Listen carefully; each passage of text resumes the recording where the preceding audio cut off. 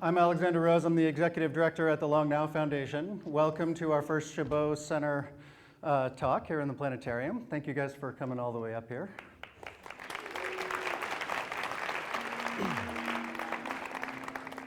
As some of you know that come to the Long Now talks, that before we do the talks, we often do something called a long short, which is a short film that exemplifies long-term thinking. And we were trying to figure out which one we should show here tonight. And then it occurred to me that we were in a planetarium, and for the very first time, I could request a planetarium to do whatever I wanted. And so one of the things the clock of the Long Now tracks, actually the slowest cycle that it tracks, if you can bring down the lights a little bit, actually you can bring them all the way down. You don't need to see me here.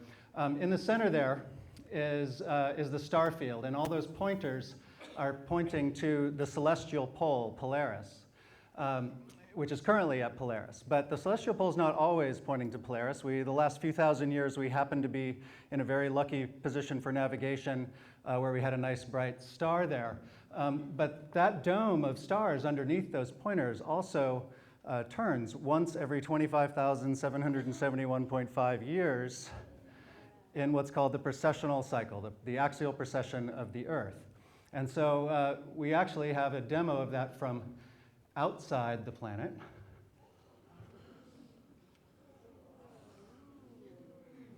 Ooh, we should kill our projector, actually. Is that going to be possible? Excellent. Okay, so this is the precessional cycle happening. You can see the North Pole there, nicely indicated by the arrow. This is the one precessional cycle, roughly 26,000 years, happening in 30 seconds. So it's that 23-degree tilt of the Earth doing a little wobble. But then the thing that I've always wanted to see is what that looks like from one place on the planet. Now, the computer was having some trouble with this earlier. We'll see if it actually pulls it off. I think it might have a decamillennium bug in it. We'll see.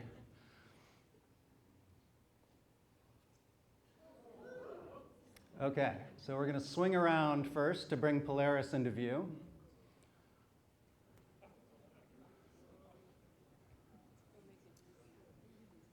No one vomit. Okay, so we're looking right now at celestial north, that red dot, which is Polaris, and that's, if you're looking at it, that's the tail of Ursa Minor generally. And now we're doing a 1-minute full precessional cycle. This would be basically, your shot at midnight, once a night for 26,000 years, condensed to 1 minute.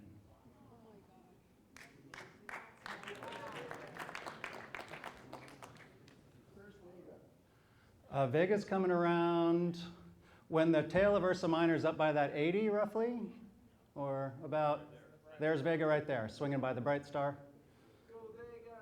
So Vega will be our North Star in about 13,000 years, if anyone's paying attention.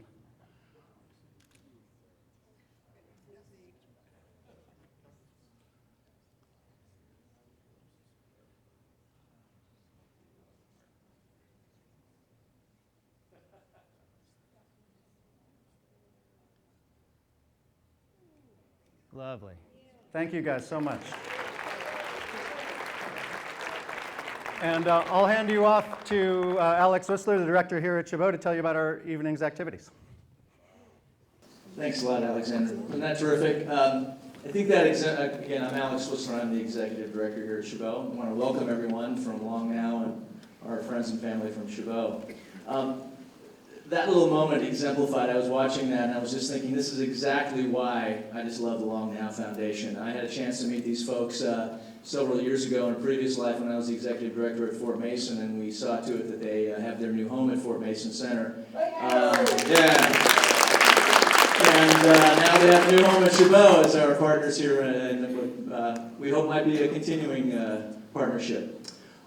Just a quick commercial on Chabot. I know for some folks it's your first time here. We're a space and science center. We see about 200,000 folks a year. We're also the largest publicly accessible observatory in the country. And with the skies conspiring in our favor later tonight, the telescopes will be open for your pleasure. Wow. Easy applause around here. I love these people. You guys gotta come back. I'd like to introduce my friend Stewart Brand, who will introduce the program tonight. Stewart? Many thanks. Okay.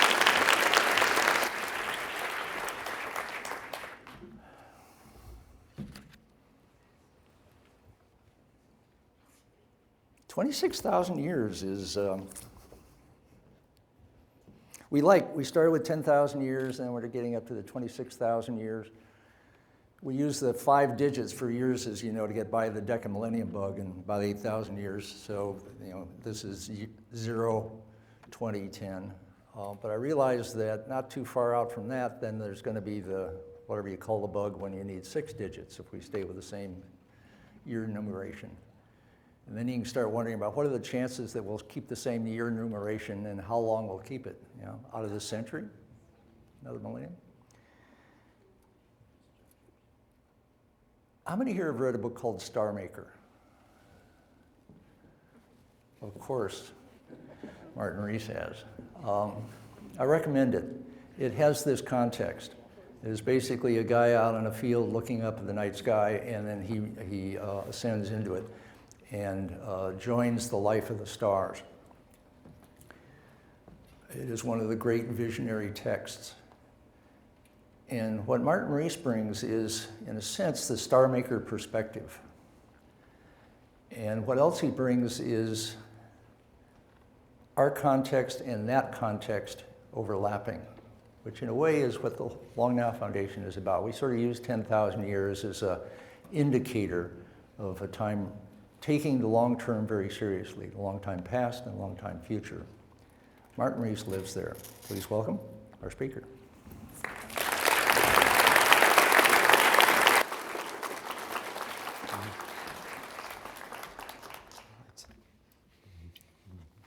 Well, good evening, ladies and gentlemen. It's a great pleasure and privilege to be here. My lecture is about the future, but I'm going to start in an old-fashioned way with a text. The famous closing words of The Origin of Species. Whilst this planet has been cycling on according to the fixed law of gravity, from so simple a beginning, forms most wonderful have been and are being evolved. Astronomers probe back before Darwin's simple beginning, which after all is quite a complicated situation in our young planet. Astronomers trace how, starting from some mysterious beginning nearly 14 billion years ago, atoms, galaxies, stars, and planets emerged.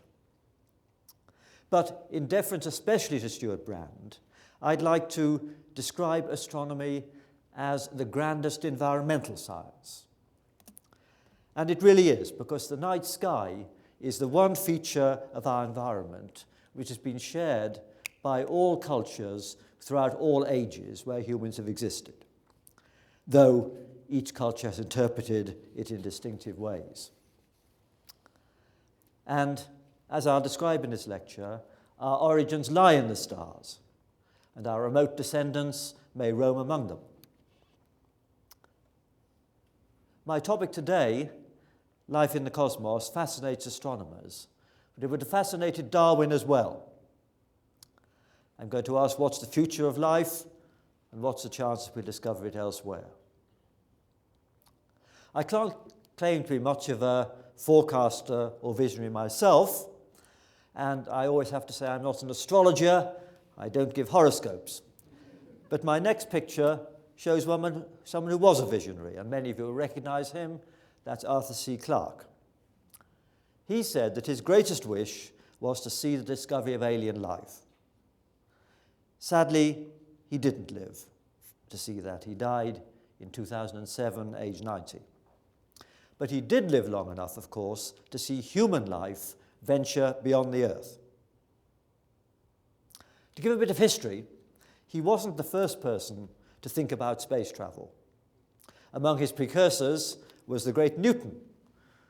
I give him a plug because he's the most distinguished alumnus of my college in Cambridge. I have to say, though, he was an unattractive character compared to Darwin, solitary and obsessive when young, vain and vindictive in his old age. So not a nice man. But he was, of course, the first to understand how in Darwin's phrase, planets go cycling on in their orbits. And he must have thought about space travel. Indeed, this picture from the English edition of his Principia is still the neatest way to explain to students the nature of orbital flight. He calculated that for the cannonball to achieve an orbital trajectory, for it to curve in its trajectory no sharper than the Earth curves away under it, its speed must be 18,000 miles an hour, far beyond what was then achievable, of course. And the first object to reach that orbital speed was, of course, Sputnik 1. Only 12 years separated Sputnik and the first moon landing.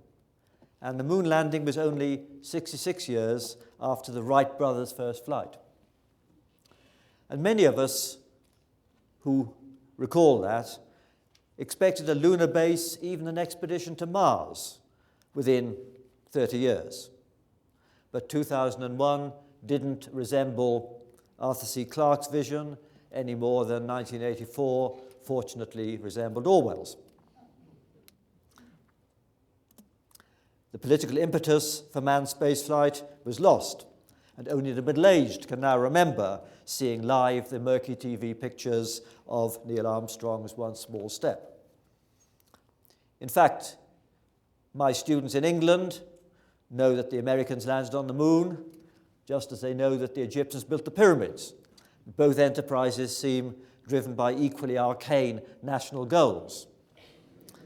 But it was a heroic episode, and I cherish this picture assigned for me by 7 of the Apollo astronauts.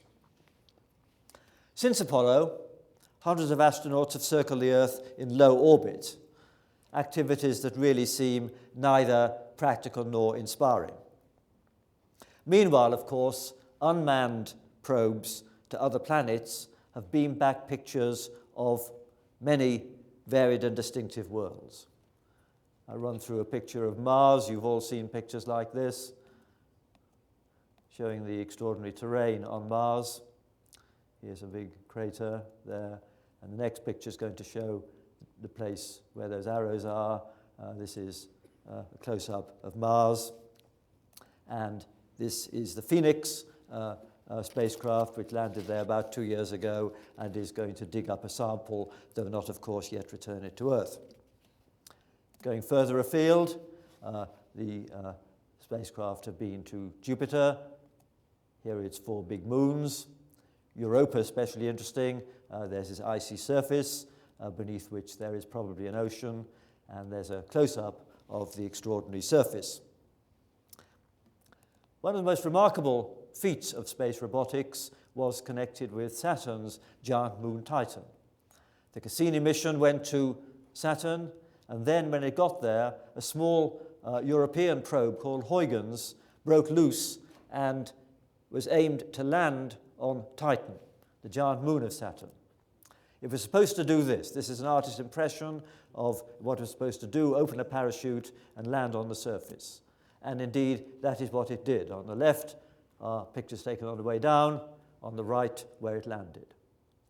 Now, this may look like rivers and lakes, etc., but this is not a hospitable environment. These rivers are rivers of liquid methane.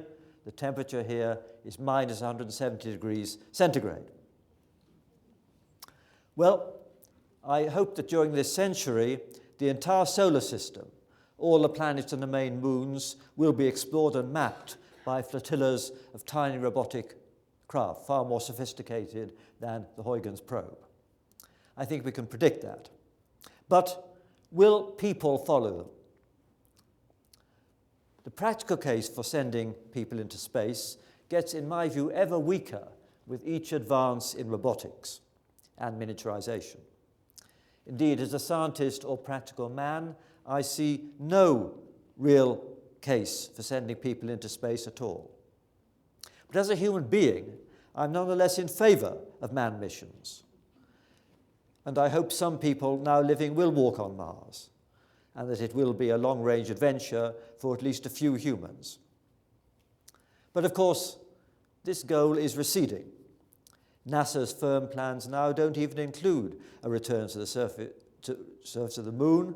And I think one problem, actually, is that NASA is constrained by public and political opinion to be too risk-averse and therefore expensive. The shuttle failed twice in 120 launches, but each of those failures was presented as a national trauma, causing extra delay and expense. So actually, I don't think that future expeditions to the moon and beyond will be politically and economically feasible unless they are, as it were, cut-price ventures, perhaps even privately funded, spearheaded by individuals prepared to accept high risks, perhaps even one-way tickets. And the involvement of people like Elon Musk, Jeff Bezos, and others in the high-tech community in launcher development is surely a positive step. And it's surely not unrealistic to envisage multi-billion-dollar projects with private sponsorship. Even individuals could do it. And another calibration is that Formula One car racing involves leading teams, Ferrari and McLaren, which each have sponsorship budgets of $300 or $400 million annually. So in that perspective, a $10 billion privately funded or sponsored project doesn't seem crazy, although that, of course, is very cheap compared to what NASA would presently be doing. And, of course, it's very important to realize that space travel is dangerous. We mustn't kid ourselves, this will never be routine. And that's the worry I have with things like Richard Branson's scheme, presenting as space tourism, because there again, the first disaster will be a real trauma. It's got to be approached in the same spirit that drives test pilots, mountaineers, round-the-world sailors, and the like. And remember that nowhere in our solar system offers an environment even as clement as the Antarctic or the top of Everest. Space doesn't offer an escape from the world's problems, as some people claim. But there could, I suppose, in future centuries, be self-sufficient groups of pioneers living away from the Earth. They would surely use all the resources of genetic technology to modify themselves to adapt to alien environments. And the post-human era would then have begun. And thereafter, evolution would happen on a technological timescale, far, far shorter than the timescale of Darwinian evolution. And, of course, these post-humans could spread still further, and machines of human intelligence could spread further still.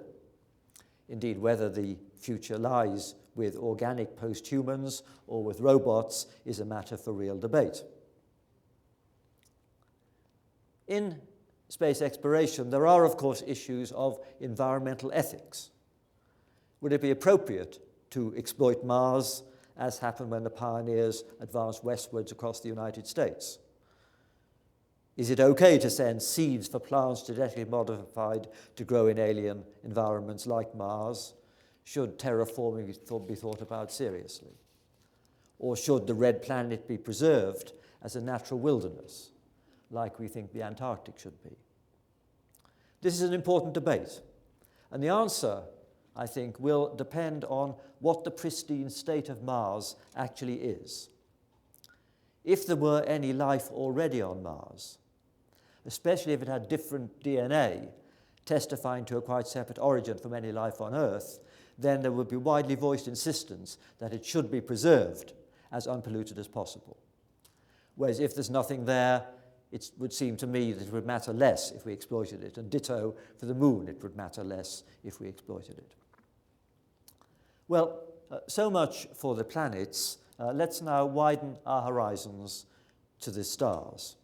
Widen our gaze beyond our solar system, far beyond the reach of any probe that we can now conceive. We can't foresee going to the stars, but could there be life already among the stars? We've certainly learnt enough about stars to understand them. And we understand how they evolve, but we see places where they're born and where they die. Here in the famous Eagle Nebula, about 7,000 light years away, there's hundreds of solar masses of dusty gas condensing into new stars and new solar systems, just as our own solar system once did. And we see stars dying. Some die elegantly like this, as our sun will in about 6 billion years. Some die in a less symmetric way. This is another star like the sun dying. And other stars, stars which are much heavier than the sun to start with, die more explosively. This, as I'm sure many people know, is the famous object, the Crab Nebula, which is the expanding debris from an explosion witnessed and recorded by Chinese astronomers in the year 1054 AD. The precursor of this was a star about 10 times as heavy as the sun. Why do these faraway, long ago phenomena affect us? They're very crucial to our very existence. That's because during the lifetime of the star that gave rise to the Crab Nebula, it was fueled by fusion of hydrogen to helium, helium into carbon, oxygen, and the rest of the periodic table. And then, when it exploded, this processed material was flung back into space. And eventually, in about 10,000 years, it will all have merged into interstellar gas. And our galaxy is a kind of ecosystem where gas is processed and recycled through successive generations of stars. If this lecture was 2 hours long, I would explain all this diagram in detail. I won't do that, but this just indicates the various routes whereby pristine gas eventually condenses into stars, and the low-mass stars have long lifetimes. They tie up the gas for a long time, but the high-mass stars evolve quite quickly and then explode and throw the stuff out again so that new generations of stars can form. And indeed, all the carbon, oxygen, and iron on Earth and in our bodies is ash from long-dead stars, stars that died before our solar system formed. Indeed, each of our bodies contains atoms that came from thousands of different stars all over the Milky Way. We are the nuclear waste, as it were, from the fusion power that makes stars shine.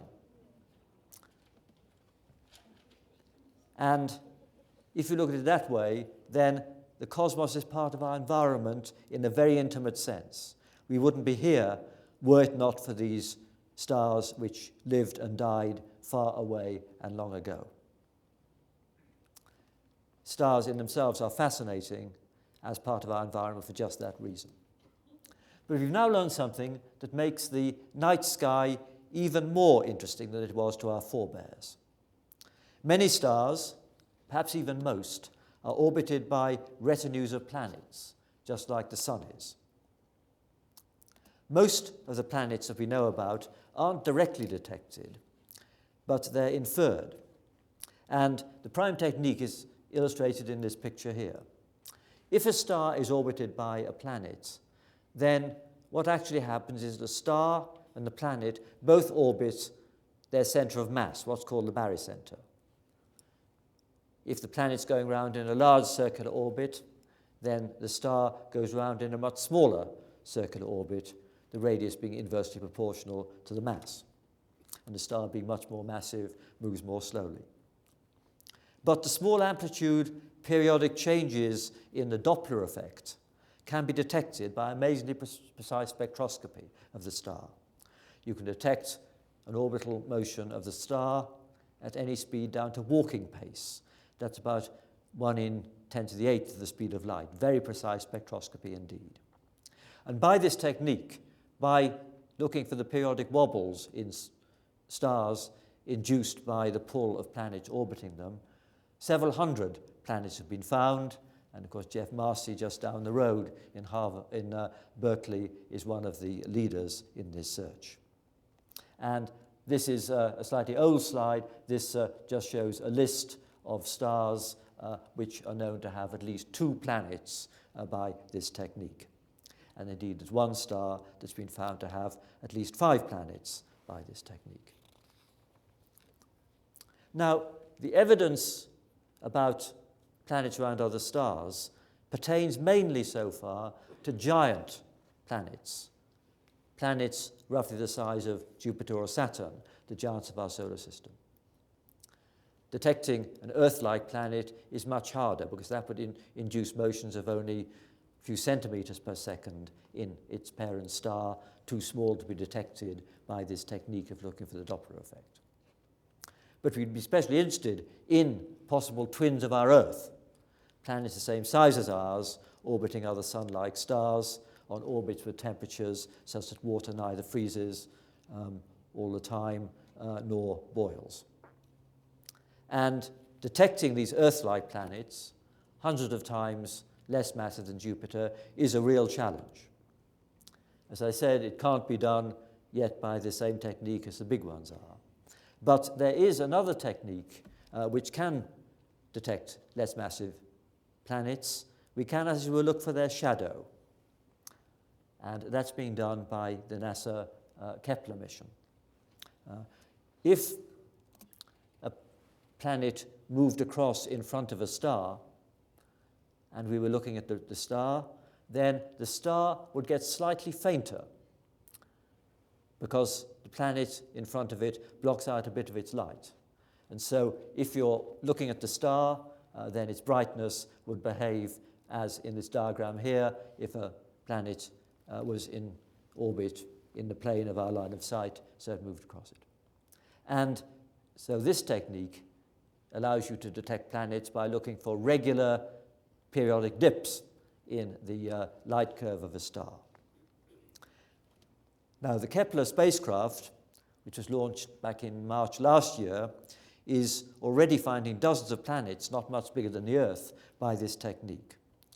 What Kepler does is it looks at a patch of sky about 7 degrees across and measures the brightness of up to 100,000 stars in that field to a precision of about 1 part in 100,000, and does that every half hour.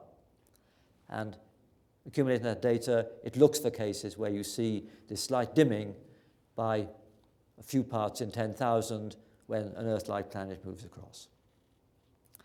And the hope is that in a year or two, the Kepler team will announce a number of planets found by this technique. Now, of course, for every one they find on an Earth-like orbit around a sun-like star, you can expect at least 50 times more in simple geometry, because clearly you've got to be fairly accurately in the plane of the orbit in order to see this effect at all.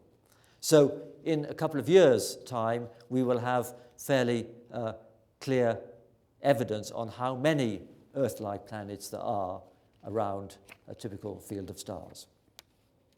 But we'd really, of course, like to see these planets directly, not just their shadows, as it were. And that's hard. To realize how hard, let's suppose that an alien astronomer with a powerful telescope and, say, 30 light years away, the distance of a nearby star, was looking at our solar system. Well, the sun, from that distance, would look an ordinary star. And our planet, the Earth, would seem, in Carl Sagan's nice phrase, a pale blue dot, very close to its star, our sun, which would outshine it by many billions. So you're looking for a firefly next to a searchlight, as it were. And that's a big challenge. But if you could detect this pale blue dot, then you could learn quite a bit about it by watching it. Because a shade of blue seen by the aliens, if they looked at the Earth, would be slightly different depending on whether the Pacific Ocean or the landmass of Asia was facing them. So by watching this dot, the aliens could infer that there were continents, the length of a day, something of the seasons, and the climate. They might even be able to infer something about the atmosphere and that it had oxygen and ozone in it. Well, within 20 years, we will be making inferences like that about Earth-like planets around the nearest stars. And that will involve either large arrays in space. This is a proposed European project called Darwin. There's a American project called the Terrestrial Planet Finder, which is rather similar. Or maybe even by giant telescopes on the ground. This is a design for a European giant telescope. You see the truck to give the scale. Something like this would be able to resolve the image of a pale blue dot near to a much brighter star. Well, this is what we can expect 20 years from now to detect planets like the Earth. But will there be life on them? We still know very little about this question. I would say we know far too little to say whether alien life is likely or unlikely. That's basically because we don't know how life began on Earth. We know from Darwin how it evolved once it got started. We didn't know whether life on Earth arose by some natural process or whether it was a rare fluke, like shuffling a deck of cards into perfect order. We just don't know. We would, of course, like to find out if there is any life in our solar system before looking further, and here are possible places to look. No one expects any very advanced life, but it would be very important to see if there is any vestiges of life here, and if there is, as I said earlier in the case of Mars, we'd like to be sure whether this life has an independent origin, or whether the life, say, from Mars had gone to the Earth, or vice versa. And that can be done by seeing if it has similar DNA. But clearly, if there's any life in any of these locations, it's not going to be very exciting or very advanced life. And so we do have to look further afield to planets around other stars. It makes sense, I suppose, to focus on other planets which are like the Earth, because we know that life did start at least once in that sort of environment, and so it's sensible to look at Earth-like planets orbiting long-lived solar-type stars. But I think we shouldn't exclusively focus on that. There is an argument that there are lots of special features of our Earth which were required. Some of them are listed here. There's been a book called Rare Earth, which has given a list of these things. I tend to feel that that may be being too proscriptive, as it were, because it's not clear these are prerequisites for life, although we have clearly evolved in symbiosis with our environment. But to say that life can only exist when all these conditions are fulfilled is rather misguided, perhaps like saying, isn't it amazing that our legs are just long enough to reach the ground? It's not amazing at all. And so we've evolved to fit in with this environment, but that doesn't mean that life could not evolve in other environments. So I think we should be entirely open-minded about where we look and less parochial. Indeed, we realize that life is found under fairly extreme conditions on Earth, in hot springs and deep underground. And of course, science fiction writers have other ideas. Balloon-like creatures floating in the dense atmospheres of Jupiter-like planets, swarms of intelligent insects, nanoscale robots, and all kinds of things. And incidentally, about science fiction, I tell my students it's better to read first-rate science fiction, like Arthur C. Clarke, than second-rate science. Second-rate science may not be true either, and is far less entertaining. And to follow up Stewart, I would put in a plug for the classic science fiction writer Olaf Stapleton, who wrote not only Star Maker, but a book called Last and First Men. These were two classics, and actually Last and First Men was one of the books that inspired Arthur C. Clarke when he was a child. Well, even if simple life is common, and exists on many planets around other stars, it's of course a separate question whether it is likely to evolve into anything we might recognize as intelligent or complex. That's a separate question. Of course, some people already know, those who've seen UFOs or been abducted. And in the UK, where I have the title of Astronomer Royal, I get quite a lot of letters from these people. I tell them, isn't it a pity that these aliens came here and all they did was despoiled a few cornfields, making corn circles, met a few well-known cranks and went away again. And I tend to get these people to write to each other rather than to write to me. But perhaps someday we will have real evidence. Perhaps one day the SETI searches, again being spearheaded near here, will succeed. I think it's very, very important that these are being done. Because even if the signal that is detected is very boring, a list of prime numbers or the digits of pi, it would carry the momentous message that concepts of logic and physics weren't limited to the hardware in human skulls. It wouldn't prove there was consciousness out there, but it would prove that there was some kind of intelligence, either organic or some sort of computer. Now, if there is anything out there which is sending such signals, would we have a common culture with them? Well, we would, not just mathematics, but even if these aliens live on planet Zog and have 7 tentacles, they'd be made of the same kind of atoms as we are. They'd gaze out, if they had eyes, at the same cosmos as us. They'd trace their origins back to the same Big Bang. So we would have a lot in common. But of course, as you know, even if they are around a nearby star, signals would take many years to reach us. So we would have plenty of time to compose a measured response if we wished, but no scope for snappy repartee, as it were. On the other hand, perhaps these searches will fail. Earth's intricate biosphere may be unique, and that may be disappointing. But it would have its upside, because it would entitle us to be less cosmically modest, because our tiny planet could then be the most important place in the galaxy. Perhaps even a seed from which life could spread through the entire galaxy eventually. But it's an old saying that absence of evidence isn't evidence of absence. And of course, even if the SETI searches reveal nothing, there could be intelligences out there that are leading contemplative lives and not trying to communicate. Or there could be some that we couldn't recognize because they're so different from anything we can conceive. There might even be such things in our solar system. And of course, if there are aliens out there, some of them may have insights which are more advanced than anything we can pose. They may have intelligences far ahead of ours. Just as quantum theory would flummox a chimpanzee, so there may be aspects of reality that humans will never grasp, but which would be grasped by our remote descendants and may be grasped already by aliens if they are out there. Well, so much for possible alien life around stars in our galaxy.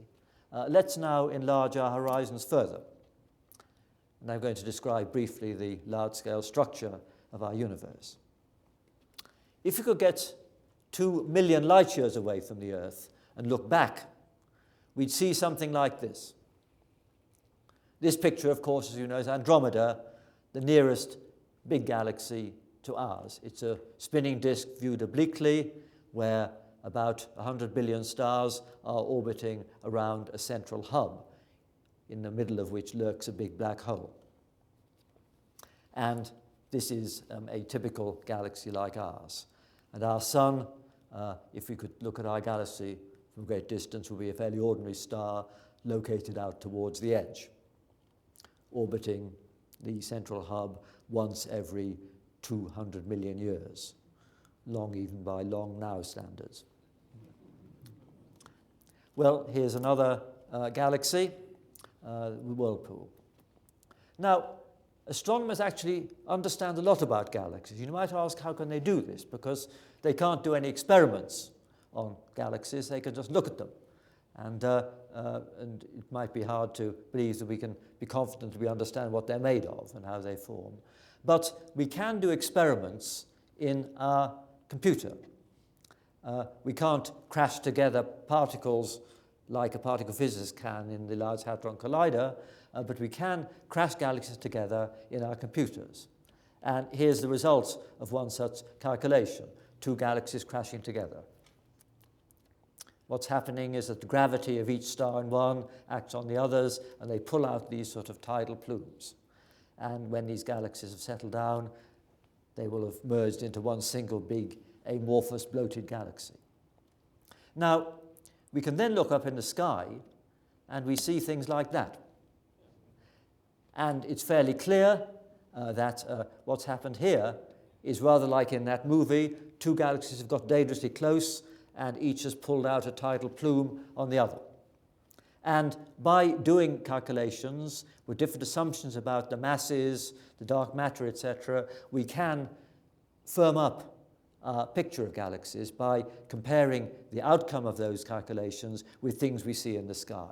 So that's why there is quite a substantial basis for our understanding of galaxies. And of course, there are huge numbers available for study.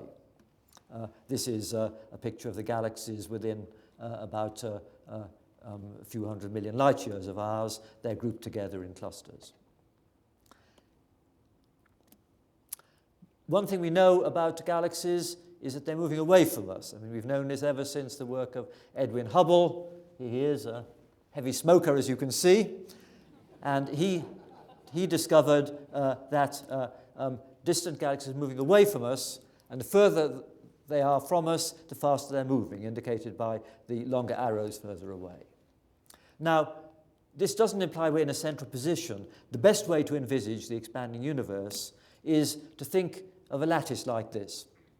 Supposing that you sit on one of the vertices and all the rods lengthen, then the other vertices will move away from you with a speed depending on the number of intervening links. The whole network will expand. Now, that's a good picture for the expanding universe if you imagine galaxies, or at least clusters of galaxies, joined together by rods, and all the rods lengthen in the same proportion. And the galaxies get further away. There's no preferred central position. But there's one feature which isn't borne out by this picture and is better done by this other Escher picture, angels and devils. Because when you look a very long way away at a galaxy, you see it as it was a long time ago, because the light's taken a long time. And so, if the universe is expanding, you see distant galaxies at a time when they were closer together, when the rods were shorter, as it were.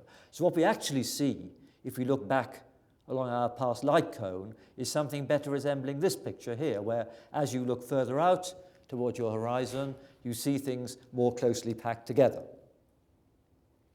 And we can see very far back. This picture shows a patch of sky only a few arc minutes across. It would take more than 100 patches like this to cover the full moon in the sky. With a smallish telescope, this would be a blank bit of sky. But with the Hubble or the biggest ground-based telescopes, you see something like this. And each of these smudges is a galaxy, many of them fully the equal of our galaxy or Andromeda, looking so small and faint because of the huge distance. And many of these are so far away that their light set out 10 or 11 billion years ago, long before our Earth formed. And in fact, these galaxies look different from nearby galaxies because they contain more unprocessed gas that hasn't yet turned into stars, and a lower proportion of elements like carbon and oxygen, which you can look for spectroscopically. That's because 10 billion years ago, there hadn't been enough time to process much material through stars to build up the heavy elements. And therefore, even though there might on Andromeda be alien life, there may be astronomers on Andromeda looking back at us with bigger telescopes than ours, but you can say for sure that there aren't such astronomers on these very distant galaxies, because at the time when the light from these galaxies set out, there would not have been enough carbon, oxygen, and phosphorus to make a planet. So there'd be no planets, and therefore scant chance of life. Well, when we look at these distant galaxies, we're looking back to when the universe was about 1/10 of its present age, and about 5 or more times more compressed. But what about still earlier times? I don't have time to go through all the arguments, but again, as you probably know, there is important evidence we've had for more than 40 years, which is that intergalactic space isn't completely cold. It's warmed to about 3 degrees above absolute zero by very weak microwaves. And these microwaves, if you measure their spectrum at different frequencies, have an almost exact so-called black body spectrum, indicating this is radiation that was once in equilibrium. And so this radiation, filling all of space, is a relic of when the entire universe was squeezed hot and dense, hotter and denser than the center of the sun. And as the universe expanded, this radiation cooled, the wavelength stretched, but it's still around, it got nowhere else to go, and it's this weak background radiation. And we have this evidence and others which give us confidence in extrapolating back to the time when the universe was a few seconds old. Astronomers are often accused of being often in error but never in doubt, so you may say, how confident can we be about this? But actually, the evidence for the universe at 1 second is, in my view, as compelling as anything a geologist could tell you about the early history of the Earth. We've got various fossils which can be measured very exactly. And so we do have this time chart for the evolution of the universe, and back to 1 second, or at least a modest fraction of a second, is fairly well understood. But right back still earlier on, it's rather mysterious. What we know is that at 1 second, everything was in this very hot, dense gas. Now, when you are told that the early universe was very hot and dense and amorphous and structureless, there's a tendency to be rather puzzled about how, from something like that, can our present complex and structured cosmos have arisen. Because most people have heard of a so-called second law of thermodynamics, which says that structure tends to wash out. Structure tends to be eliminated rather than form, whereas our present universe is clearly far more structured than the hypothetical early stage, which was almost smooth. How can we reconcile this emergence of structure with this law of thermodynamics? Well, the answer is a crucial role is played by gravity. Gravity enhances density contrast as the universe expands. A region slightly denser than average would lag behind as the universe expands because of the extra gravity and eventually condense out. And I'm going to show you a movie which shows a volume of the universe starting at the beginning and ending up now, where the expansion is subtracted out. So it's a patch big enough to make several hundred galaxies. It looks the same size all the way. And on the bottom left, you see the time measured in giga-years, billions of years. And you see that it started off amorphous, but density contrasts grow because gravity is enhancing them. And eventually, after 30.7 million years, we get something which actually is rather like the structures in our universe. And we have put in to the initial conditions here fluctuations which are known to exist in the background radiation. And models of this kind, which are shown 16 powers of 10 faster than real time, of course, they show that galaxies can have emerged from an amorphous early universe. And of course, each of these galaxies is then an arena within which stars, planets, and perhaps life can emerge. We'd like to understand in fuller detail how from these amorphous beginnings the cosmos evolved to its present complexities with life and planets. And there have to be quite a few requirements in order for this to happen. And let me give a list of them first. You've got to have particles at the beginning, protons and neutrons. You've then got to have stars and planets.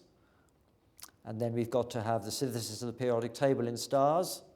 And then planets forming around later generation stars. And then, of course, on at least one planet around at least one star, life has to form and undergo Darwinian evolution. And that evolution has led on at least one planet to creatures able to ponder the wonder and mystery of their origins. Well, what are the key prerequisites in a universe in order that all these things can happen? I'm going to give you a list. The first thing is that we need to have gravity. If there wasn't any gravity, then structures wouldn't condense out as the universe expands. Stars wouldn't pull themselves together. But gravity is a very weak force. Gravity is negligible between individual atoms. It's negligible where you have, say, a sugar cube or something like that. It's negligible for an asteroid. When you get something as big as a planet, it makes it round, and when it's bigger, it crushes it to make a star. So this picture here shows the various structures, and it's because gravity is so weak that stars are so big compared to atoms. So gravity is crucial, but we also need departures from thermodynamic equilibrium. If the universe expanded but then collapsed almost straight away, then nothing complicated could ever happen. We need matter-antimatter asymmetry. We need more matter than antimatter, because if they're equal amounts, then as the universe expanded and cooled, it would all annihilate, and there'd be lots of radiation, but no atoms left behind. We need a non-trivial chemistry. We need to have a periodic table, and that requires some other tuning between the nuclear force that holds the nuclei together and the electric forces that disrupt them. We also need stars to form. Probably second-generation stars, because one star makes heavy elements, but then it's got to make second-generation stars in order to have planets. And also, the expansion rate must be tuned, because if the universe were expanding too slowly, it would collapse too soon. If it expanded too fast, then gravity wouldn't be able to combat the kinetic energy, and galaxies wouldn't form. So all those things are required, and there must be some fluctuations in the early universe in order for the in order for there to be something to feed on the density contrasts. A completely smooth universe would stay smooth forever. Now, what cosmologists are trying to do is to understand and quantify these things and understand how they came about.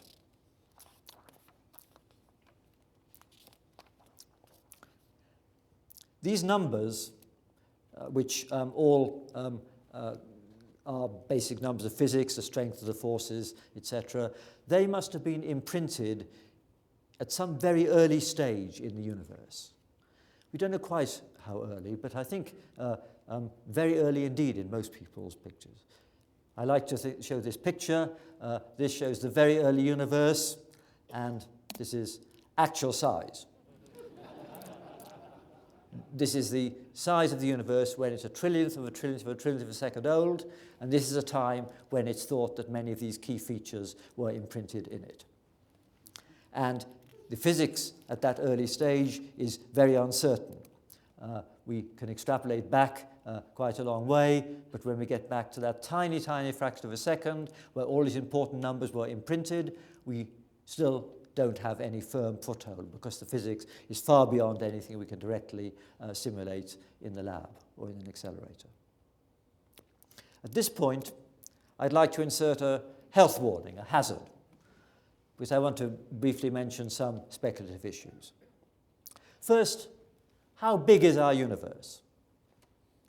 Well, we can see this huge range of galaxies out to a distance of 10 or 12 billion light years. There's sort of horizon around us, but there's no reason to think that's all there is. Just like if you're in the middle of an ocean, you climb the mast of your ship and you see a horizon around you, but you don't necessarily think the ocean finishes just beyond your horizon. And the same is probably true in the universe. We can't be sure of what happens beyond the horizon, but the expectation is that there is far, far more to our universe. It goes on far further than we can actually see. One reason for that is that if we look as far as we can in that direction and in that direction, then conditions look the same to a precision of 1 part in 100,000. So if it's part of some finite structure, then that structure must be much bigger than the scale we can actually see. But some theories suggest that it goes on even further than that, maybe even so far that all combinatorial options are played out. So there would be somewhere else another lecture room with similar people in listening to a lecture. But the distance you have to go to find that replica is hugely greater. It's 10 to the power 10 to the 200, a huge number. So there's no possibility of seeing that replica, because it will be far, far beyond the horizon.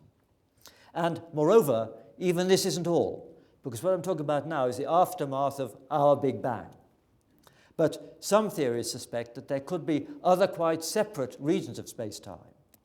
One idea is what's called brain worlds, the idea that there could be separate three-dimensional cosmoses embedded in some common four-dimensional substratum.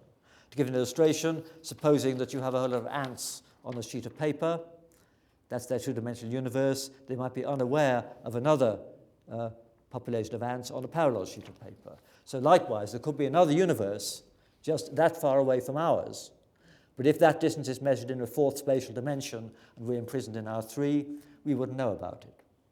That's one possibility, which some people talk about with a straight face. And this is a cartoon of an idea which is taken much more seriously, called eternal inflation. We are in some region, shown bottom right, but that is just one bubble, as it were, in some infinite hierarchy.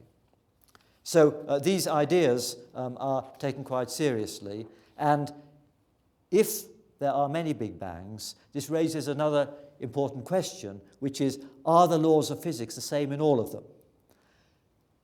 They may be, but it could be that some of the laws of physics depend on how the Big Bang cooled down, and it's different in different ones. And that's very important for the apparent fine-tuning which seems to have been required in order for our universe to exist.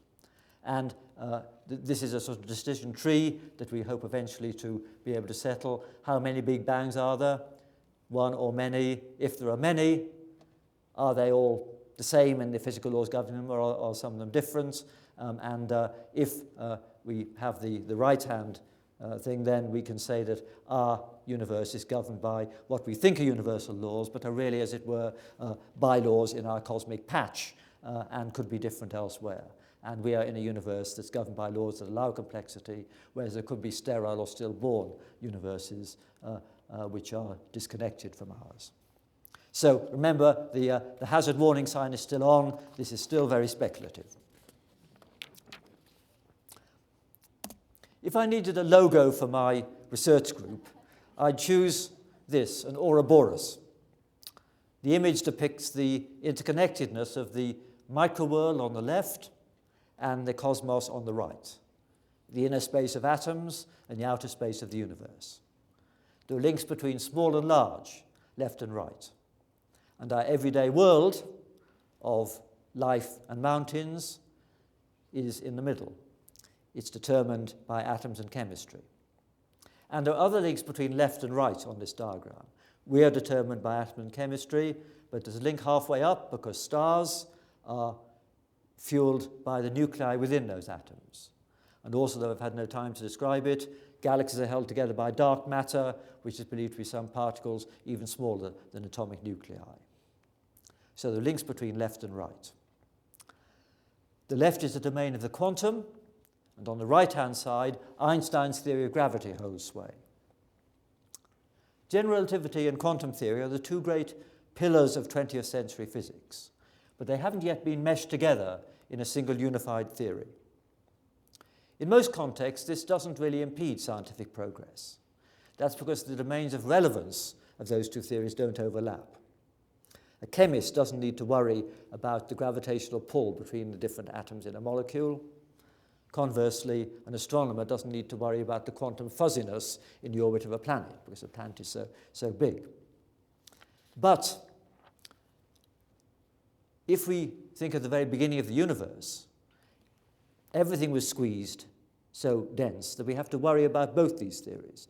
Quantum fluctuations could then shake the entire universe when it was compressed. And so to understand the very beginning, to understand what banged and why it banged, were there many Big Bangs or one, we will have to understand the synthesis symbolized, as it were, gastronomically at the top here, between the very small and the very large. But before leaving this picture, there's a third frontier at the bottom. Neither the very large nor the very small, but the very complex. And the most complicated things are we ourselves. We're actually midway on a log scale between atoms and stars. They're big compared to atoms because we've got layer upon layer of structure, but we're small compared to stars. We're not so big that we get crushed by gravity. And incidentally, we are fairly accurate in the middle. The geometric mean of the mass of a proton and the mass of the sun is 50 kilograms, within a factor of 2 of the mass of most people here. And we are midway between atoms and stars, and to understand ourselves, we have to understand the atoms we're made of, but we also have to understand the stars that made those atoms. And the problem of this third frontier is complexity. Even an insect with its layer upon layer of complexity is harder to understand than a star, where intense heat and compression by gravity preclude complex chemistry.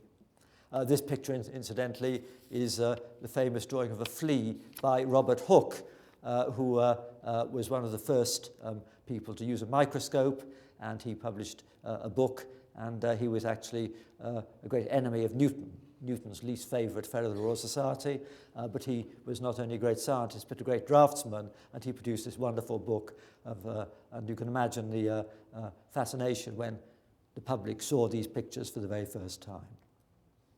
But even a flea is much more complicated than a star.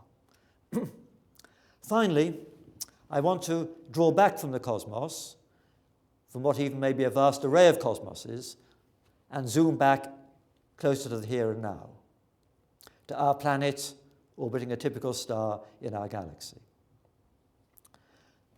I want to emphasize first that even if there isn't any life out there, it doesn't mean that life is forever a trivial afterthought in the cosmos. That's because of the vast time that lies ahead when life can spread from the Earth far away.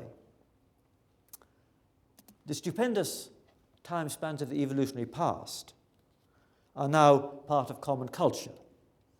Maybe not in Kansas and a few places like that, but in most places, this is a common culture that we have emerged over about 4 billion years from simple beginnings. But even people who are familiar with this tend all too often to somehow think that we are the culmination of the process. And no astronomer could honestly believe that. The reason for that is that the time lying ahead is even longer. This is a time-lapse picture showing the sun's origin from an interstellar cloud, its evolution, and eventually it'll become a red giant. It's less than halfway through its life. And it's got 6 billion years before the fuel runs out and then flares up, engulfing the inner planets. So the future of our sun is longer than its past. And the expanding universe will continue far longer, perhaps forever. To quote Woody Allen, eternity is very long, especially towards the end. So, any creatures who witness the sun's demise 6 billion years from now, they won't be humans. They'll be as different from us as we are from a bug. There's been as much time for evolution between now and then as there has been over the past history of the Earth. And moreover, as I said earlier, evolution in future is going to be far faster than Darwinian selection. So post-human evolution, here on Earth and beyond, could be as prolonged as the Darwinian evolution that's led to us, and even more wonderful. And Darwin himself recognizes this. He realized that not one living species would exist forever, and there would be new species in future. So we're maybe barely at the halfway stage of evolutionary development. Finally, we're all familiar with these iconic pictures of our planet from space. Earth's delicate biosphere contrasting with the sterile moonscape where the astronauts left their footprints. And we've had these images, of course, for 40 years. An environmental icon. Now, suppose that some aliens have been watching our planet, viewing it like that, not just for 40 years, but for its entire 4.5 billion year history. What would they have seen? Well, over nearly all that immense time, Earth's appearance would have changed very gradually. Continents drifted, the ice cover waxed and waned, successive species emerged, evolved and became extinct. But in just a tiny sliver of the Earth's history, the last 1/1,000,000th part, just a few thousand years, the aliens would have seen the patterns of vegetation altering much faster than before. This signaled the start of agriculture, and the pace of change accelerated as human populations rose. And then there are other changes, even more abrupt. Within 50 years, little more than 1/100th of a millionth of the Earth's age, the carbon dioxide in the atmosphere began to rise anomalously fast. The planet became an intense emitter of radio waves, the total output from TV, cell phones, and radar transmissions. And something else unprecedented happened. Small projectiles launched from the planet's surface escaped the biosphere completely. Some were propelled into orbit, some went to the moon, some beyond to the planets. Well, if they understood astrophysics, the aliens could confidently predict that the biosphere would face doom in a few billion years when the sun flares up and dies. But could they have predicted this unprecedented runaway fever less than halfway through the Earth's life? Even in this concertina timeline, extending billions of years into the future as well as into the past, this century therefore may be a defining moment. It's the first in our planet's history where one species, ours, has Earth's future in its hands. And it'll be us who determine what happens in the future. Will life eventually stabilize? Will there be some spasm and disaster? Or will some of the projectiles launched from the Earth spawn new oases of life elsewhere? So those decisions depend on us this century, and so we're the stewards of this planet at a especially crucial era, and I think that's a message for all of us, whether we are astronomers or not. Thank you very much.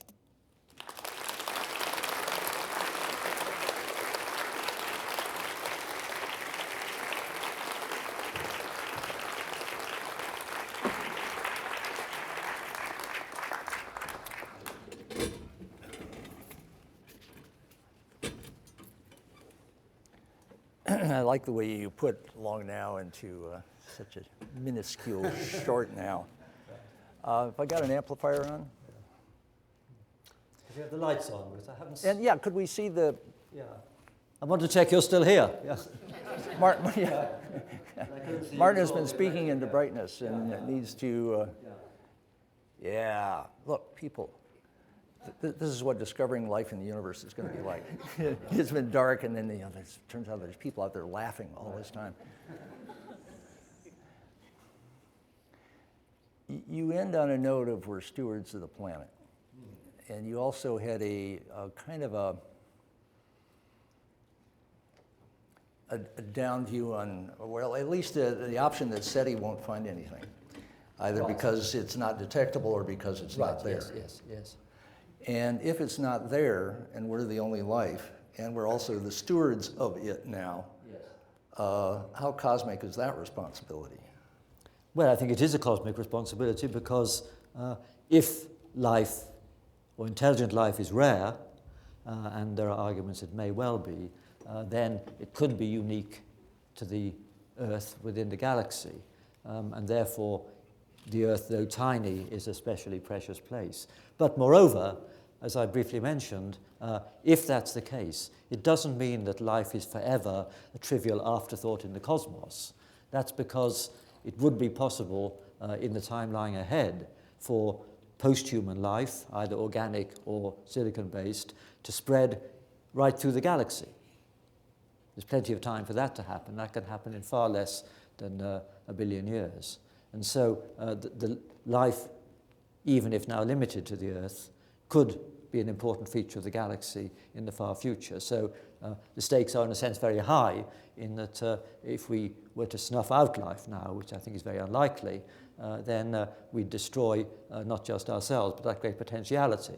And so to give a slightly frivolous analogy, supposing that you clobbered the first fish that crawled onto dry land, it might have been an unprepossessing looking creature, but you would have destroyed the potentiality of land-based life. Similarly, whatever we think of ourselves, however misanthropic we are, then we should realize that perhaps we are not the culmination.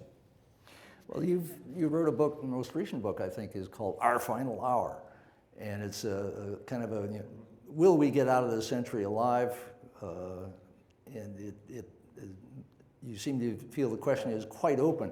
I can't tell if you're a pessimist or a person who's trying to warn people to be careful. Yes. Well, the book which I wrote, I entitled it Our Final Century, ? My English publishers left out the question mark, and then the American publishers retitled it Our Final Hour. Sorry. Which I thought it was a rather silly title, but I guess it's because Americans like instant gratification and the reverse.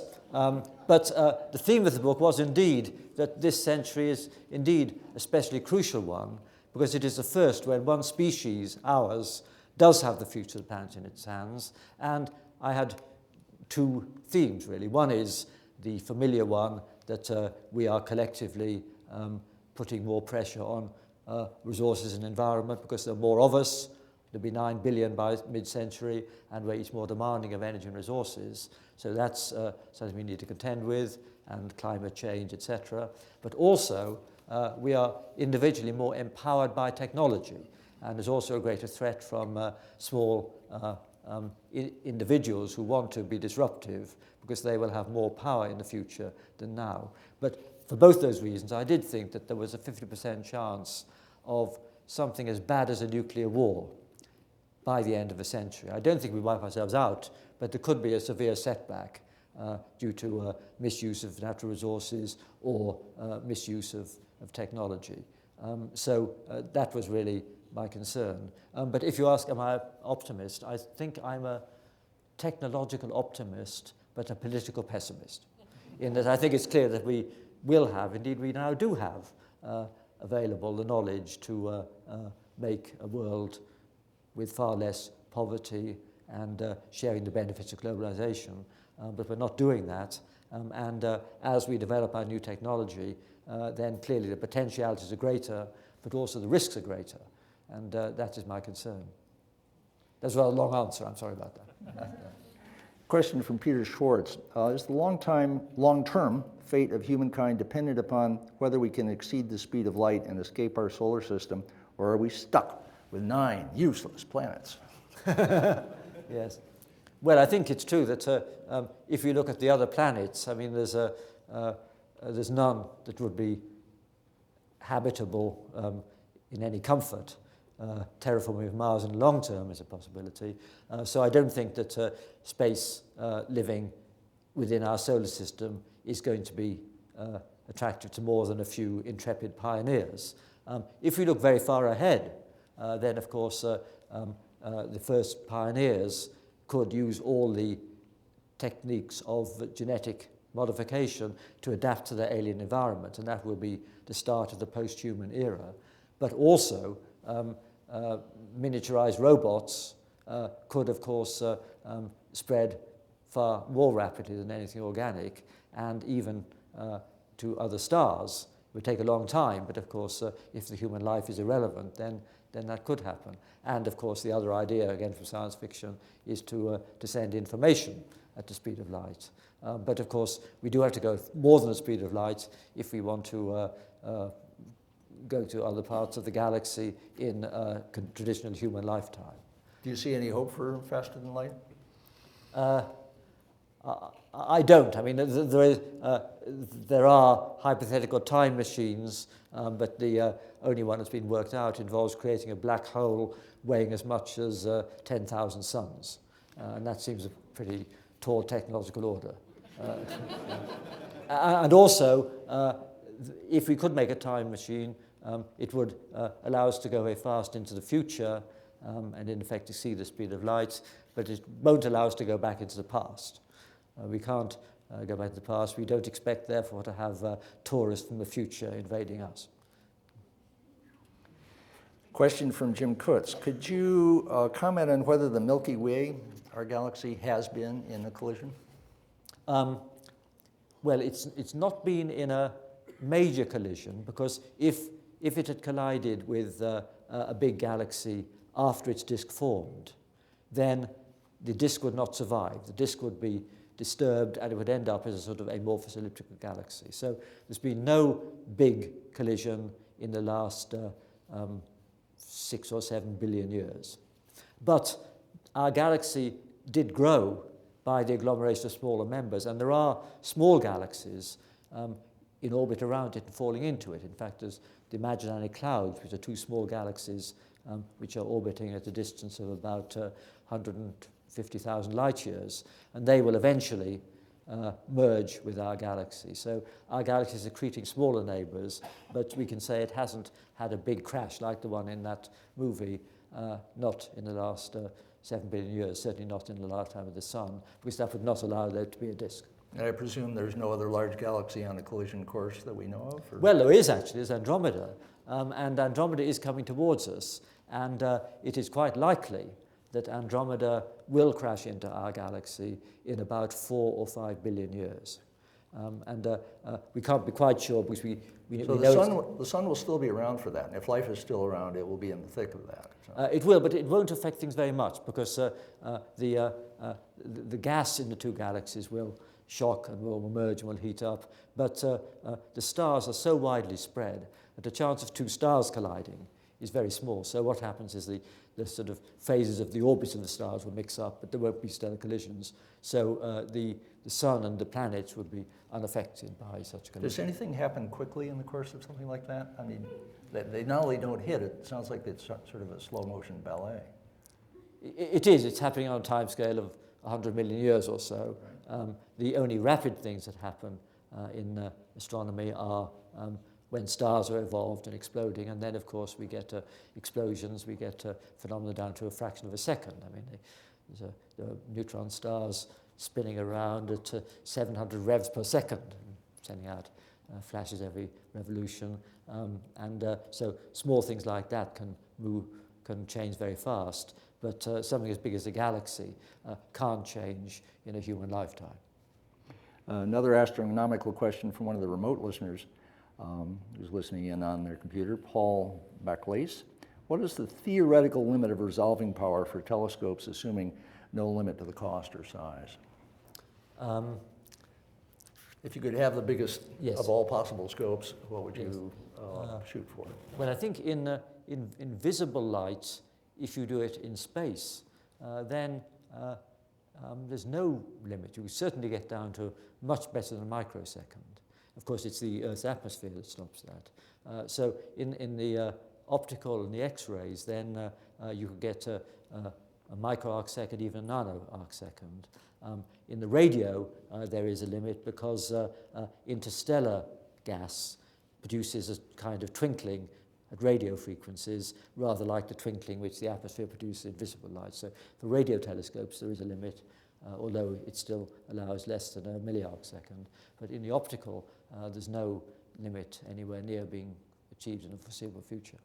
And so the problem of detecting planets around other stars is that you do need a very big telescope to get the resolution, and also you need sensitivity because you have to detect a very faint object, the planet, very close in the sky to a very bright object, the star. Another astronomical question from another remote listener, Elliot Hoffman. What cosmic surprises would you hope and expect to encounter in the next 25 years or so that would immediately change human consciousness about ourselves, the natural world, and the cosmos? And I suppose you can run that question backwards. What kind of surprises have we had like that in the past? Yes, because by definition, I can't tell you what surprises will be in the next 25 years. Well, give us a history of the ones that blew our minds before. Yes. Well, I mean, I think the detection of neutron stars, this is 40 years ago, the fact, if you told people that there would be stars so small that they weigh more than the sun and can spin at nearly 1,000 revs per second, that's pretty mind-blowing.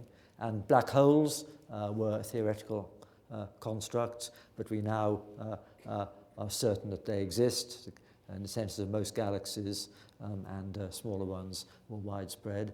So those are two big surprises. We have learnt to considerable surprise that our universe is speeding up in its expansion, not slowing down, which means that as well as the gravity, which is causing the expansion to slow down because everything exerts a gravitational pull on everything else, there's some other very weak and diffuse force which is pushing everything away from everything else. And we don't know what this force is. It implies that even empty space somehow exerts a force which opposes gravity. And that's a really big surprise, which has come about in the last 10 years. And I think it's very important that the reason astronomy has advanced so fast is that technology has advanced. Technology, sensitive detectors on the ground and in space, and of course computer power to handle the data and do simulations. And of course the field of planets around stars. I mean, the first planet around a normal star was found by Mayer in Geneva only 15 years ago, and now this is a major field of astronomy, a really fascinating one. And so that's an example of how an entire new field can develop within a decade. So it sounds like you're saying if the technology is continuing to get better at a steady pace or an accelerating pace, then it will turn up surprises at this scale. Well, I think it will, and of course the timescale for constructing big telescopes is a decade or so. I mean, longer if funding is slow, and we can predict that within 20 years there will be, or there certainly could be if funding were available, these instruments that could detect Earth-like planets. I mean, not indirectly by their shadows, but actually pinpoint them and study the light from them. So that's an example where we can predict with some confidence what we will be able to do 20 years from now and we can't do. But of course, when we do have those instruments, then as well as doing what we can predict they'll do, they will perhaps disclose some completely unsuspected features. That's been the history of most instruments in the past. They've, in most cases, done what they were supposed to do, but they have also made entirely unexpected discoveries. And I think that's the wonderful thing about science, especially astronomy. As the frontiers advance, the periphery gets longer, as it were, and more new problems can be attacked. And if I think of cosmology, when I was a student, there was big debate about was there a Big Bang, how old was the universe, etc. And all those debates have been settled. And the questions we're now debating about the first tiny fraction of a second of a universe and what the dark matter is made of, etc., couldn't have been posed back then. And that's the signature of a really vibrant and rapidly advancing science. Here's a question, a good long now question from Felicity Hammer. The Royal Society, which you're the head, just recently celebrated its 350th Yes. Anniversary, and the question is, would you speak to the issue of the characteristics and attributes of a long-term institution? What does it take? Yes, the Long Now Foundation, we're very interested in this. Well, start early, I suppose. Yeah, okay. Yeah. Yes. Well, I mean, it is true that the Royal Society started in 1660 when a group of amateur gentleman scientists gathered to hear a lecture by Christopher Wren, famous now as an architect, but he was then professor of astronomy at Oxford, and he gave a lecture on astronomy, and they decided to form a society, and that society got a royal charter, and in the 1660s they met regularly to have experiments done for them. They were a variety. They dissected weird animals, they studied explosions, and they heard travelers' tales, and they did some rather gruesome experiments. They did blood transfusions between dogs, and even from a dog to a man, and the man survived. And so, of course, health and safety doesn't allow us to do these experiments today. The Society's meetings have changed their character, but I think, one thing that happened very early in the Royal Society was the founding of the first scientific journal, because scientists, of course, throughout Europe, they corresponded with each other, but then the first journal was set up, and people like Huygens in Holland published their papers in this one journal, and that was the way information was disseminated. And that's, of course, been the model for the way science is done. I think many of us feel that perhaps the scientific journal is getting a bit obsolete in the age of the web, but it's been the dominant means of disseminating science and peer reviewing it to accredit what is to be taken seriously. So that's been something which the Society has done. But the Royal Society now, like the National Academy of Sciences in this country, is involved very much in all the issues of policy that have a scientific dimension. I mean, things like environment, energy, climate, bioethics, etc., all areas where science impacts on policy, and where, frankly, there are too few politicians with adequate knowledge or understanding. These are all areas where academies have an important role. And often they work together because lots of these global problems are really global and they need to be tackled by scientists from all over the world. And that's why we in the Royal Society do have a lot of contact, particularly with the American National Academy of Sciences, but with others, simply to try and raise on the agenda these important issues, in particular those of coping with the crises of the next half century. But it's interesting because science moves very quickly. The political governments that you're being helpful to move pretty quickly. And yet here, and there's laboratories like the Cavendish, they've been around for quite a while, doing very fast-moving science. How does this mix of fast-moving content and durability of institution, how does that blend? Well, it's interesting. I think any durable institution has to change. I mean, although, I'm in a university which has just celebrated its 800th anniversary, but it was not the same 800 years ago as it is now. It's a work in progress even today, and that's true of any vibrant institution. But I think there is a certain attraction and extra responsibility if you are part of an institution that has a history which you can on the whole admire. It does make you feel that you do have a special responsibility. Although the missions of any societies, just like a university, have to change over the decades.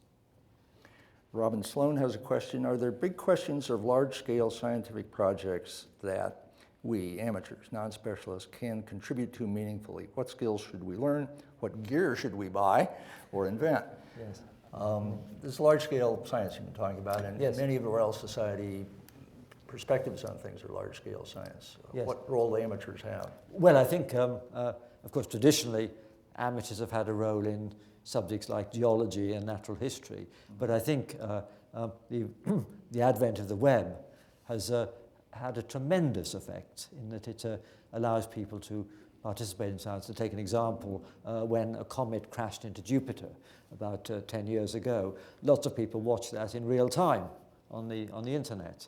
And of course, SETI at home is an example where there have been literally millions of people involved. And based in the UK, there's a project called Galaxy Zoo, which is asking people to try and classify the morphology of galaxies and to help in the way that in the old days people would have studied rare species. So there are lots of cases where the public can participate, and the internet makes it much, much easier for them to participate. And also, of course, the internet has really leveled the playing field between major institutions in countries like this and people working in small institutions in, say, India or Africa.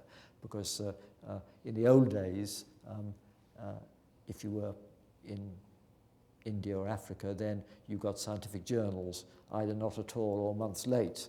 Whereas now you get these journals, you get the information on the web instantly. I'll give you an example of this. Let me give two cases involving India. 100 years ago, there was an Indian clerk called Ramanujan who sent letters to a Cambridge professor, G.H. Hardy, and these were all kinds of mathematical formulae. And G.H. Hardy, fortunately, didn't dismiss this as some greening scribbler, but realized that the writer of this material had really preternatural insight into mathematics. And he invited Ramanujan to come and work in Cambridge. This is a very famous romantic story. But the contrast I wanted to allude to is that in 2002, a professor and two students at Kanpur in India made a discovery in mathematics. It was a new way of factorizing prime numbers, which is important for code theory. And they put that on the internet.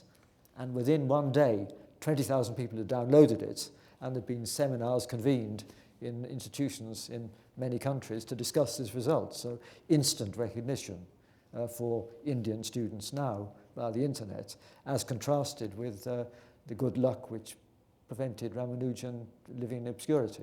So that's an example of how the participation in science has been hugely widened by the internet.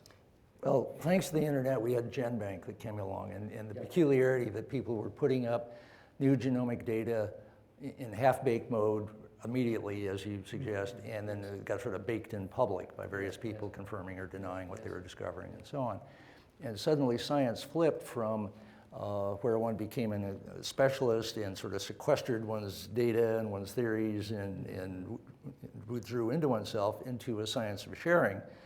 And it used to be that the more control you had over your material, the more you got promoted in science, and now it's flipped to the more you share your material, as long as it's good, the more you get promoted in science. So that's a flip. Yes. Then you're describing the rest of this engagement that more and more people can have. It sounds like we're moving into an era of a golden age of amateur science. It's like the 19th century, only instead of a few gentlemen, it's bloody everybody. Well, it's amateurs and professionals and bloggers, etc. And of course, data sets are much, much larger now, not just in astronomy, but in genomics and climate science and all these things are huge data sets. And more and more people now have the chance to access and download them and analyze them. I mean, you need to have some sophistication to analyze a large data set, but I think it's very important that in subjects where data is gathered, there should be some protocol about whether the discoverer has proprietorial rights or whether it should be made publicly available. I mean, in the case of the Hubble Space Telescope, for instance, the custom has been that the observer has the data for a year, and then it's in a public archive, and that archive is maintained in a way that anyone can use it. There have been debates about climate records, etc., which haven't always been kept in a form that can be made available readily and understandable by people. But that's terribly important. And it's important that the archive should be accessible and maintained in a standard format, because more and more people are going to want to check, and it's important that they should.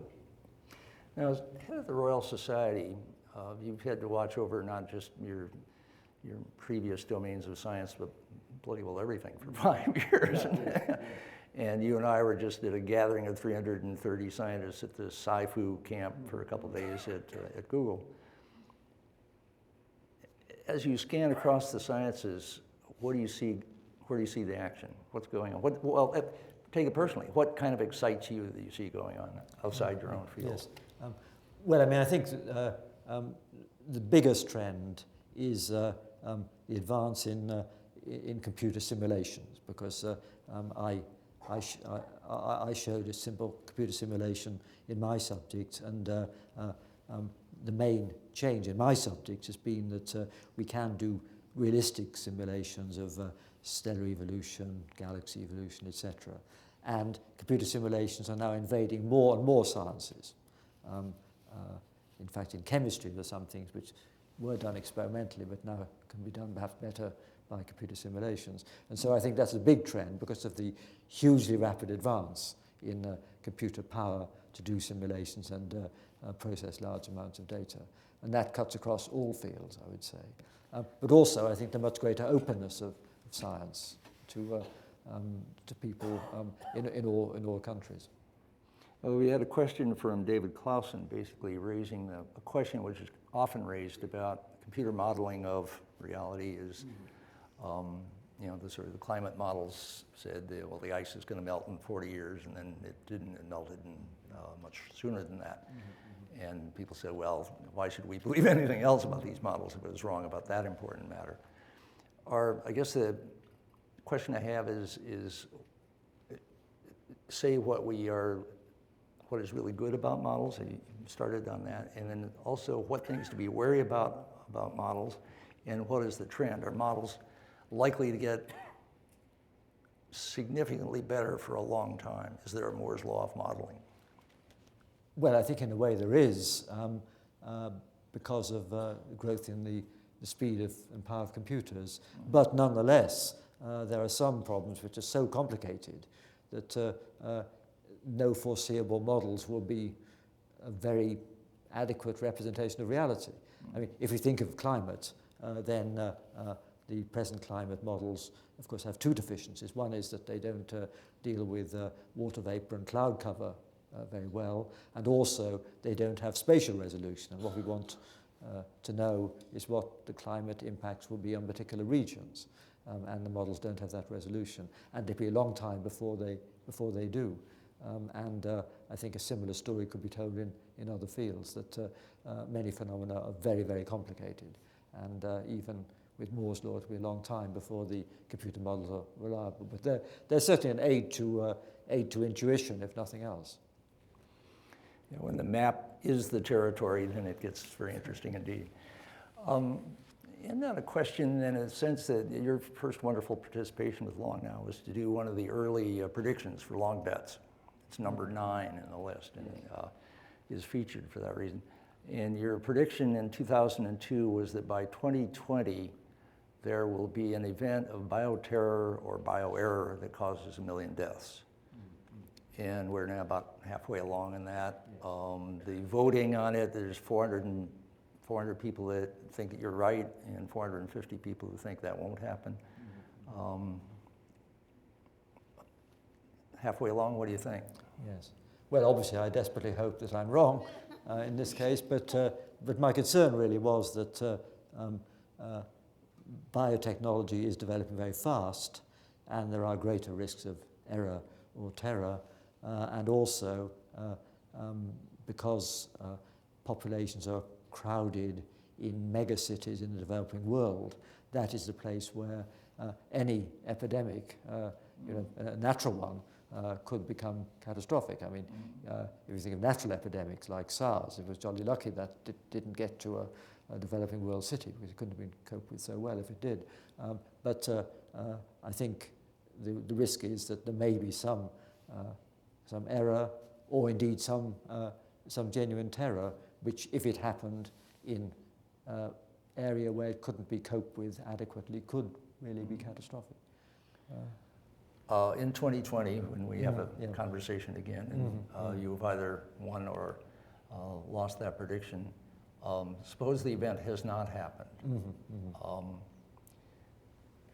Would you then do a next 20-year thing, or would the prediction that, well, in the next 20 years it'll happen, or is your expectation that what we are doing is getting a sort of a non-existence proof here? Well, I mean, I think this goes back to the theme of my book. I think there is a genuine worry that a few individuals who want to cause widespread devastation will be able to do it more easily with new technology than they could in the past. And so there is this risk. And I think there's a genuine tension between security and privacy, in that if you want to be sure that people aren't surreptitiously misusing these dual-use technologies, then we do need to be fairly intrusive. But I think the good news is that only the older generation seems to care about privacy.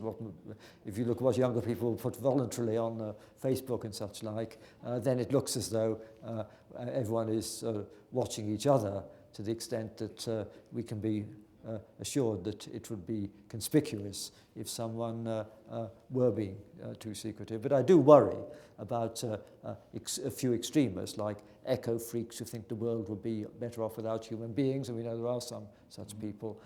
Some people like that, empowered by technology, could do huge damage, and people with the mindset of those who now design computer viruses may start doing the same with real viruses. So I think these are genuine concerns, and that's why I do feel that it's going to be very hard to maintain freedom and privacy in a world where a few people can do far more damage than they ever could in the past. I detect a very guarded optimism here. That you can see a lot of things that can go wrong. Yes. But great hope if they don't. Yes. Thank you. Thank you.